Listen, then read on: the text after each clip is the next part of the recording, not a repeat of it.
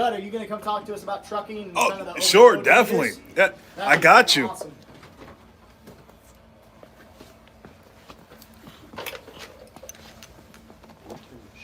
Ladies and gentlemen, J.A. Dudley. Hey, Dud, just so you know, everyone can hear you just fine. What are you talking about? I still have to project. I don't Not want when them. you're that close to the phone. No, they're over there. What's going on, everyone? I hope everyone's having a blessed evening. Dealing with the stuff that Grindstone Ministries does, it put a memory on my life from being young and seeing like some of the mismatches and how some people take advantage of the young. That is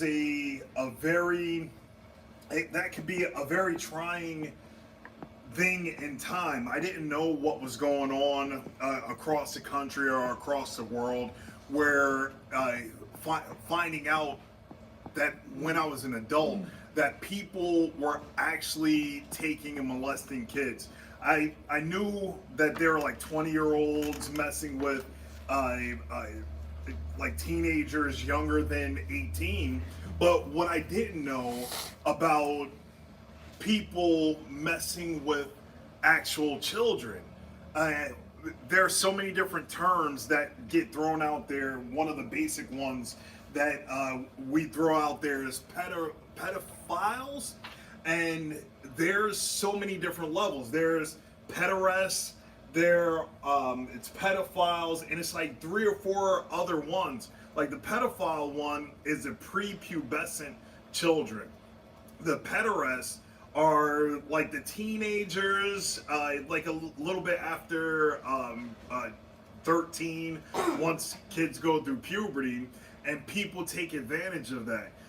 You heard earlier when there was talks and conversations about people like MAPS that have this sickness where they're not growing up past where they needed to be as an adult.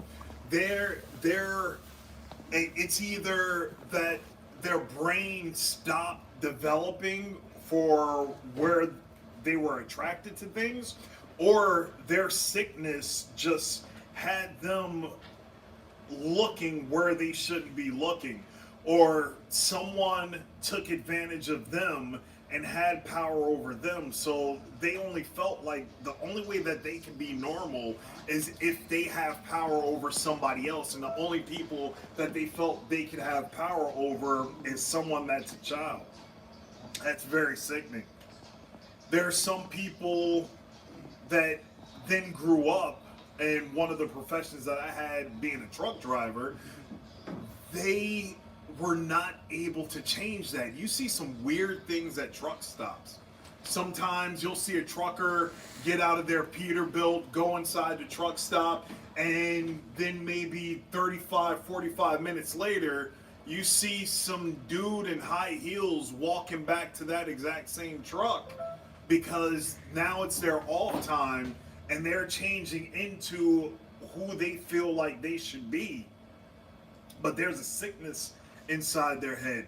Then you go to truck stops that are a little bit shady or in bad areas that aren't some of the big major truck stops that police these things. You'll have people going from truck to truck, bringing people there so that they can have some type of pleasure. And you hear about the border, the open border, you have these people that are being brought in to supply that demand. It gets real sickening to know that, oh, it used to be drug dealing and all of that stuff, but now it's body dealing. If that doesn't get you angry and upset, knowing that that stuff is going on, where after this live stream is over, you just go back to your happy-go-lucky day and like, oh yeah, that was a cool live stream. Well, I got to go to work in the morning and just completely forget about what's actually going on in the world.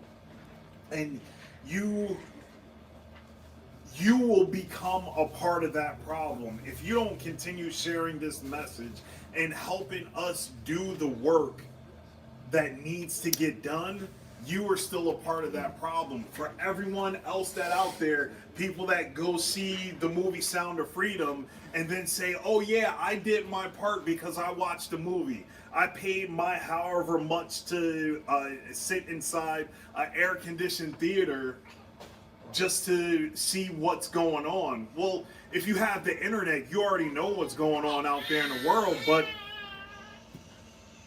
you're still not doing anything about it. Like, why do people have this this misconception of, oh, okay, now that I know, that's it. Now I can just continue going on to whatever my day's life is to be. If you have a righteous anger like those that are working for Kaleb House, you would understand, because you see the darkness that is going on. You can see that people that are hurt that may never recover. Somebody might break a leg, you put a splint on it, and like, oh, a couple of weeks, that leg is healed up. You touch a kid inappropriately, put a child through all of these torments and tortures, you can't heal that. It just takes too much time. It takes too much effort to like try to get them back on the right path. We are just a part of this start to help restore the children that are completely broken and shattered. How many of you, when you drop a glass, what do you just do? You pick up a broom, you scoop it in there, and you throw it in the trash. Well, these are all broken pieces of glass that are in the shape of children, and so many people are just, whatever. I'll just sweep it up and throw it away. I'll sweep it under the rug. Somebody else will deal with it. Like, no, you can't just give them away like that. That is unhealthy. We have gotten to a place where we are so separated as a nation that we will just give up and turn our eyes to something completely different and just sweep it all under the rug. Somebody else will go deal with that. Are you going to be that person that's just going to sweep it under the rug? Or are you going to pick up those pieces and try and put it back together? Because that's what the mission of Kaleb House is. Picking up those little pieces and putting them back together. It's still going to be completely shattered glass. But we have to try. We can't just give up and just throw them away like so many people do. Thanks, Ted. Bob's back. I'm going back behind the camera. I'm Sip back. on my Jocko. Sip on my Jocko. NWA Prepper said, Dudley, I would hate to have you mad at me. You are very passionate. Dudley's an intimidating guy. You have now been duddled. Guys, I think it's important to remember that, like, mercy and grace is always sufficient, right? And with that, like, there's always going to be a provision for any person. If they come to repent, they can seek that healing, they can seek that total transformation from the Messiah. It's biblical.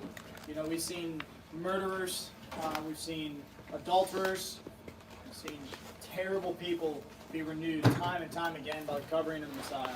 And that is just, like, refreshing, you know? And I just want to tell everybody that. Guys, if you're just getting on, right, if you're just seeing this now, or maybe you're wondering what the heck Dudley was talking about, we're raising money for Kaleb House. Refuge is taking the day. We've been streaming for about 7 hours now. We're going to keep going. And it's just donating their time and their focus to Kaleb House, so that way we could raise money for them, right? We could rather help them raise money to build the facility to restore victims of child sex trafficking. They have a super donor that's matching 20,000 unique $10 donations, right? And so what we're going to do is we're going to push this information out to you guys so you can share it to other people. The reason we want 20,000 unique donations is because we want an army of people praying. Okay, we want a prayer army, just covering the people who are working there, covering the children. So what you can do is you can go to kalebhouse.org right now. Go ahead, donate $10, right? That'll be matched. You can donate more if you want, but the $10 is going to be matched.